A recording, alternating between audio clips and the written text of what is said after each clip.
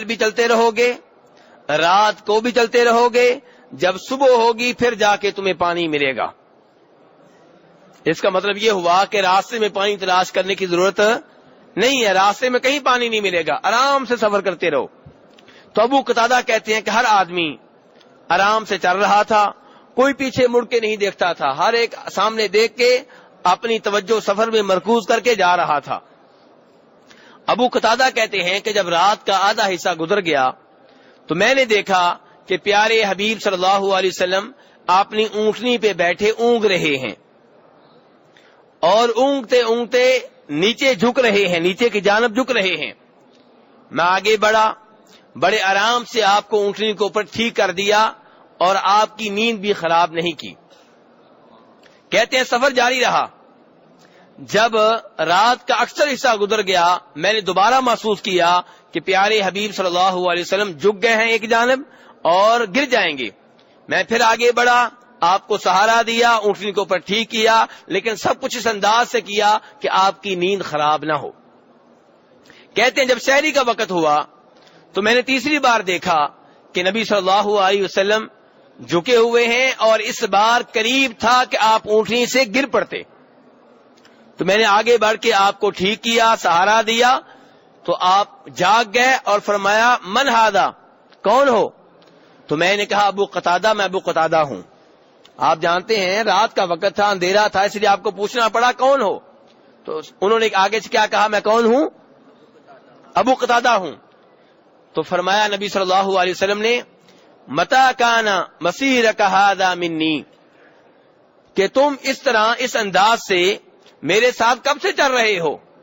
یعنی کہ یوں میرا خیال رکھ رہے ہو میری نیند کا، میں گر نہ جاؤں، کب سے تم میرا اس انداز میں خیال کر رہے ہو؟ تو ابو قتادہ کہنے لگے اے رسول اکرم صلی اللہ علیہ وسلم، میں رات ہی سے آپ کے ساتھ اس انداز سے چل رہا ہوں۔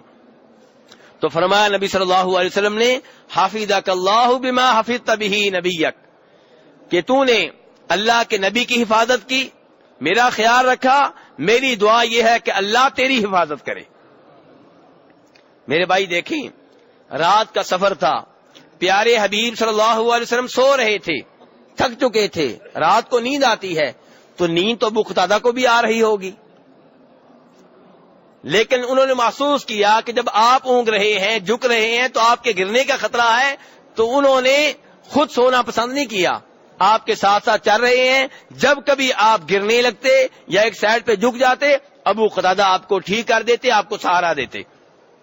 اس سے آپ اندازہ کریں کہ صحابہ کرام کو ہر لحاظ سے پیارے حبیب صلی اللہ علیہ وسلم سے محبت تھی، اور یہاں سے یہ بھی اندازہ ہوا کہ پیارے حبیب صلی اللہ علیہ وسلم سب سے افضل، سب سے اعلیٰ، سب سے مقدس، سب سے محترم ہونے کے باوجود بشر تھے، انسان تھے، اسی لیے نیند آتی تو آپ کے اوپر غالب آ جاتی۔ اب نیند آئی ہے، آپ جھک رہے ہیں، گرنے والے ہیں، سہارا کس نے دیا ہے؟ آپ کے امتی نے، آپ کے صحابی نے سہارا دیا ہے، اور آپ کو یہ بھی معلوم نہیں ہے کہ ابو قتادہ کب سے مجھے سہارا دے رہے ہیں۔ آپ پوچھ رہے ہیں ابو قتادہ کب سے تم میرے ساتھ اس انداز سے چل رہے ہو؟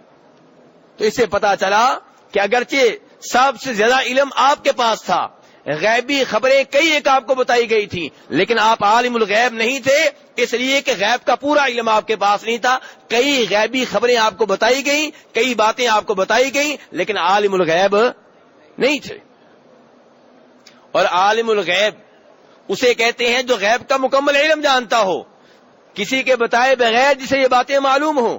آپ صلی اللہ علیہ وسلم کے پاس کئی ایک غیبی خبریں تھیں، لیکن آپ نے امت تک منتقل کر دیں، امت کو بتا دیں۔ آپ اس کی مثال سمجھیں کہ ساتوں آسمان پہ جب آپ گئے، پہلے آسمان پہ ایک نبی سے ملے، دوسرے آسمان پہ دوسرے نبی سے ملے، تیسرے آسمان پہ تیسرے نبی پہ ملے، کیا کچھ ہوا؟ یہ ساری باتیں آپ نے ہمیں بتائی ہیں۔ اب یہ غیبی باتیں ہیں لیکن ہمیں معلوم ہو گئی ہیں آپ کے ذریعے، تو کیا میں اور آپ بھی عالم الغیب ہو گئے؟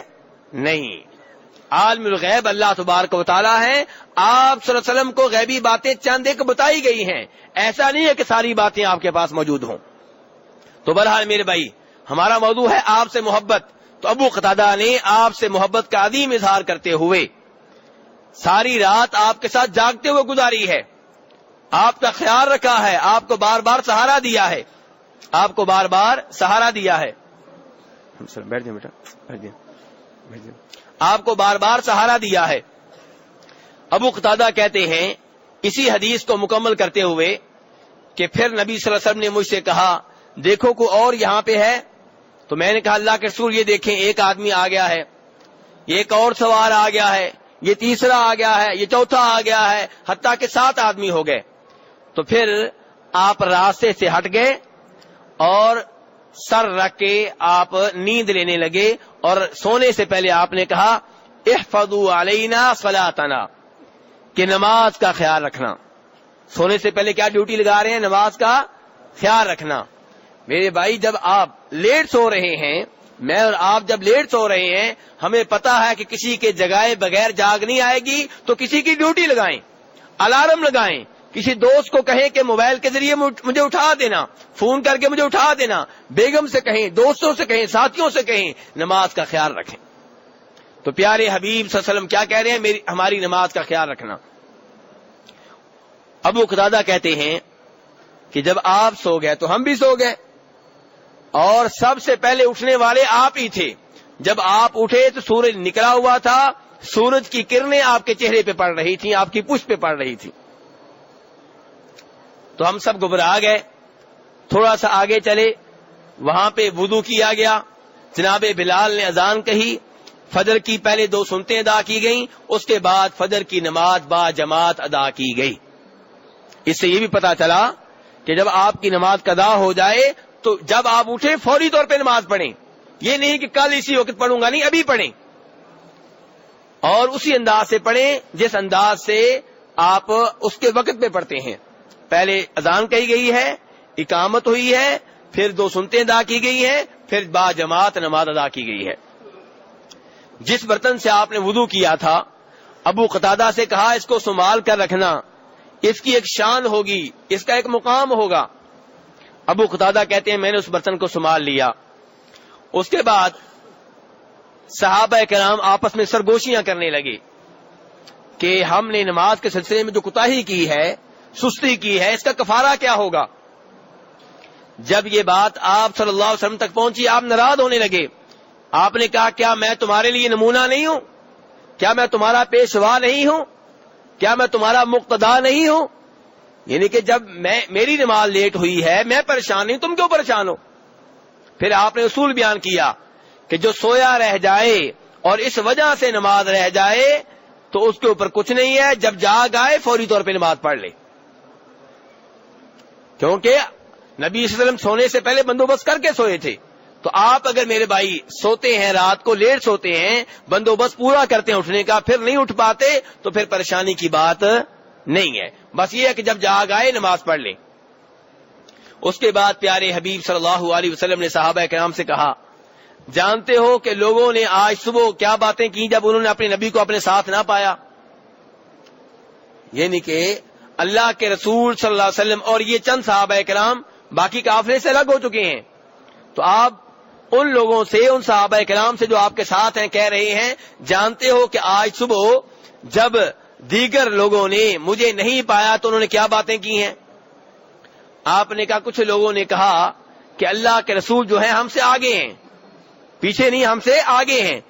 تو ابو بکر عمر نے کہا یہ نہیں ہو سکتا کہ رسول اکرم صلی اللہ علیہ وسلم ہم سے آگے ہوں، یہ ممکن نہیں ہے، آپ ہم سے پیچھے ہوں گے. تو فرمایا نبی صلی اللہ علیہ وسلم نے کہ اگر یہ لوگ ابو بکر عمر کی بات مان لیں تو ہدایت پائیں گے. یعنی کہ ابو بکر عمر ٹھیک کہہ رہے ہیں کہ میں ان سے آگے نہیں بلکہ ان سے پیچھے ہوں. اس کے بعد ابو قتادہ کہتے ہم لوگ جب صحابہ کرام تک پہنچے تو سورج اچھا خاصا نکلا ہوا تھا، گرمی ہو چکی تھی. تو صحابہ کرام ہمیں دیکھ کے کہنے لگے اللہ کے رسول ہمیں پیاس لگی ہے. تو آپ نے پھر اپنا پیالہ منگوایا اور میرا وہ برتن منگوایا جس میں وضو کا باقی ماندہ پانی تھا. اس برتن سے ڈال ڈال کے پیالے میں آپ پانی پلاتے رہے. ابو قتادہ کہتے ہیں آپ ڈال کر دیتے، میں صحابہ کرام کو پیش کرتا، سب نے پانی پیا، سب کی پیاس بجھ گئی. میں اور اللہ کے رسول پیچھے رہ گئے. اللہ کے رسول نے کہا تم پیو. میں نے کہا نہیں اللہ کے رسول جب تک آپ نہیں پیئیں گے میں نہیں پیوں گا. آپ نے فرمایا نہیں، جو قوم کو پانی پلا رہا ہوتا ہے وہ سب سے آخر میں پیتا ہے، تو میں سب سے آخر میں پیوں گا، تم پہلے پی لو. ابو قتادہ کہتے ہیں پھر میں نے پیا، پھر آپ نے پیا اور سب سیراب ہو گئے. تو میرے بھائی یہ وہ حدیث ہے جسے امام مسلم رحمہ اللہ روایت کرتے ہیں. میں نے یہ ذکر کیوں کی؟ یہ بتانے کے لیے کہ صحابہ کرام کو آپ سے کتنی محبت تھی. آپ دیکھ رہے ہیں کہ ابو قتادہ رضی اللہ عنہ پوری رات پیارے حبیب صلی اللہ علیہ وسلم کے ساتھ چلتے رہے ہیں.